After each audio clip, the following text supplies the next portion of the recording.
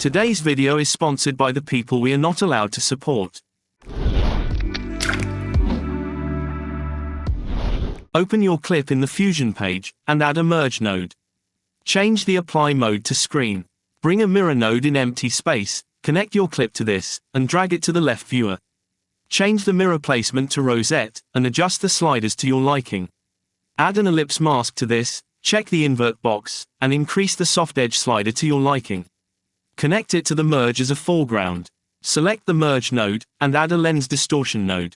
Uncheck the RGB box, and increase the sliders to your liking. Make sure that you have different amount for each color.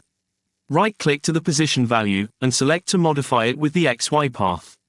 Go to the Modifiers tab, and uncheck the keyframe button for the X and Y sliders. Right-click to the X slider, and select to modify it with shake. Set the minimum slider to 0.4, and the maximum to 0.6. Increase the smoothness slider, higher value will give you slower movement. If you like this clip, subscribe to this channel. If you didn't, you have the freedom to do whatever I like.